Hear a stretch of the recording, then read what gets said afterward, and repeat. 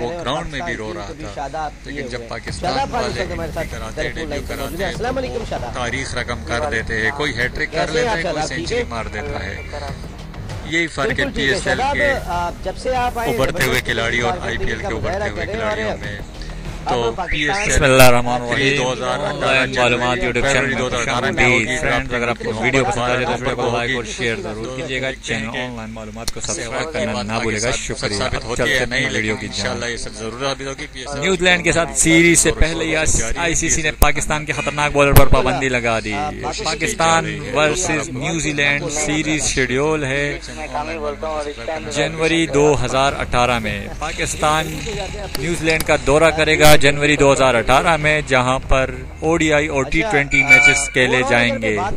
लेकिन पाकिस्तान के लिए दौरे न्यूजीलैंड से पहले एक बहुत ही बुरी खबर, ICC ने पाकिस्तानी बॉलर पर बॉलिंग करने पर पाबंदी लगा दी। पाकिस्तान के ऑलराउंडर जो दुनिया में काफी अरसे से ऑलराउंडर नंबर 1 भी रह चुके हैं, मोहम्मद हफीज, जिनका बॉलिंग एक्शन मशकूक करार दे दिया गया था हाल ही में श्रीलंका के खिलाफ सीरीज में। उसके बाद वो ऑस्ट्रेलिया अपना बॉलिंग एक्शन चेक करने के लिए गए थे, लेकिन अब उसकी बॉलिंग एक्शन का रिजल्ट आ गया है और वो एक्शन मशकूक करार दे दिया गया और उन पर बॉलिंग करने पर पाबंदी लगा दी।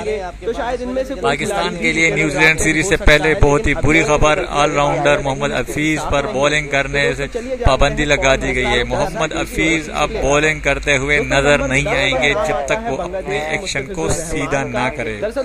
पाकिस्तान क्रिकेट के लिए बुरी खबर, पाकिस्तान फैंस के लिए बुरी खबर, मोहम्मद हफीज का एक्शन एक बार फिर से मशकूक करार दे दिया गया था और वो हाल ही में ऑस्ट्रेलिया गए थे अपना एक्शन क्लियर करने के लिए टेस्ट देने, लेकिन उस टेस्ट का रिजल्ट आ गया है और मोहम्मद हफीज का एक्शन क्लियर नहीं हुआ और ICC ने मोहम्मद हफीज के बॉलिंग करने पर पाबंदी लगा दी है।